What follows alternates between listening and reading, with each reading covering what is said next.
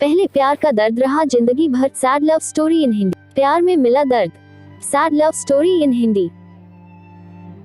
दोस्तों, आज आपके लिए sad love story in Hindi लेकर आए हैं। यह कहानी अनामिका और अयान की है।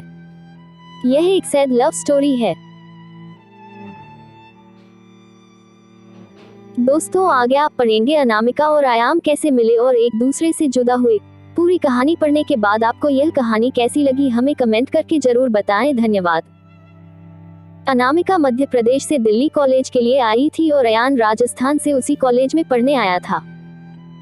अयान एक सीधा साधा का लड़का है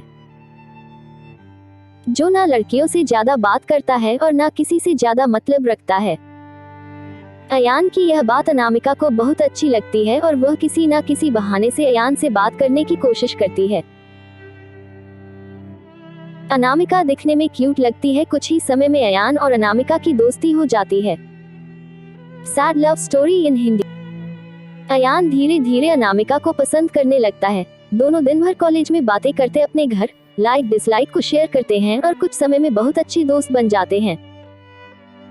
अयान की लाइफ में पहले कभी कोई लड़की आई नहीं थी, जबकि अनामिका के पहले दोस्त है और वह सबसे बात करती है। अयान को यह पसंद नहीं था। एक दिन बातों ही बातों में अयान अनामिका को अपने दिल की बात बता देता है। अनामिका उससे एक दिन का वक्त मांगती और कहती है, मैं कल तुम्हें इसका जवाब कल दूंगी। अनामिका सोचती, जब अयान कॉलेज पढ़ने आया था तब वह सिर्फ पढ़ाई पर ध्यान देता था, पर अब उसका पूरा ध्यान मुझ पर रहता है। अगर मैं इसकी गर्लफ्रेंड बन जाऊंगी तो यह पढ़ाई भूल जाएगा और मुझ में ही लगा रहेगा। यही सब ख्याल अनामिका के मन में होते हैं और दूसरे दिन अनामिका अयान को मना कर देती है और कहती है, मैं तो तुम्हें बस अपना दोस्त समझती हूँ, इससे ज्यादा कुछ नहीं। मैं यहाँ पढ़ने आई हूँ और कुछ करने नहीं। तुम चाहो तो मेरे दोस्त रह सकते हो। अयान दोस्ती के लिए मना कर देता है और अनामिका को बहुत समझाता है, लेकिन अनामिका कुछ नहीं सुनती। अयान को यह बात बहुत बुरी लगती है और वह अनामिका से बात करना बंद कर देता है। कुछ दिन कॉलेज भी नहीं आता है।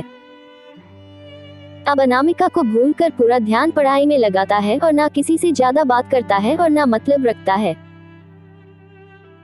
देखते देखते कॉलेज बीत जाता है और सब अलग अलग हो जाते हैं। Sad love story in Hindi. Ayaan college में टॉप कर जाता है और सबसे पहले नौकरी पा लेता है।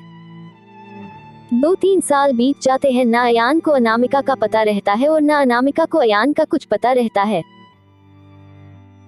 अयान अपनी कंपनी छोड़कर एक नई कंपनी में ज्वाइन करता है,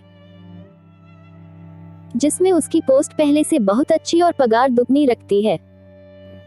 जब अयान पहले दिन ऑफिस जाता है तो उसे पता चलता है अनामिका इस ऑफिस में उसकी जूनियर रहती है। वह उस पर बिल्कुल भी ध्यान नहीं देता है और काम में ही लगा रहता है। कुछ दिनों ऐसा ही चलता है, पर दोनों एक दूसरे को पहले से जानते थे और एक दिन दोनों को एक प्रोजेक्ट के लिए साथ में बाहर जाना पड़ता है। प्रोजेक्ट के बाद ना चाहते हुए भी अयान और अनामिका की बात होने लगती है। अनामिका अयान को समझाती है आखिर उसने उसको मना क्यों किया था। अयान को अनामिका की बात समझ आ जाती है और दोनों में गहरी दोस्ती फिर से हो जाती है। पूरे ऑफिस में दोनों की दोस्ती के चर्चे होने लगते हैं।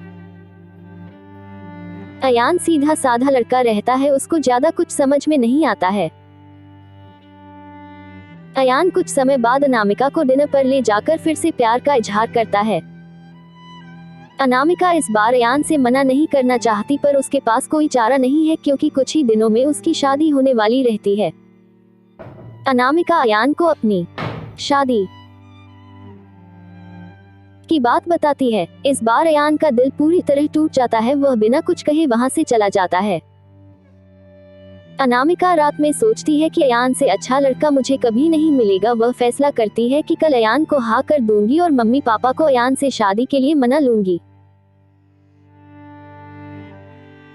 जब दूसरे दिन अनामिका ऑफिस जाती है तो उसको पता चलता है कि अयान ऑफिस छोड़कर चला गया और दोबारा कभी कंपनी में नहीं आएगा। जाते जाते अयान अनामिका को एक खत लिख जाता है। जिस दिन मैंने तुम्हें देखा था उसी दिन से मैं तुमसे प्यार करता हूँ। मैं तुम्हें जिंदगी में कभी नहीं भूल पाऊंगा। तुम जहां भी रहो, जिसके साथ भी रहो, खुश रहो। अब इस जीवन में मैं इस दर्द के साथ ही जिंदा रहूंगा। मैंने हमेशा तुमसे प्यार किया है और केवल प्यार किया है। तुम मेरी जिंदगी में आने वाली पहली और आखिरी लड़की हो।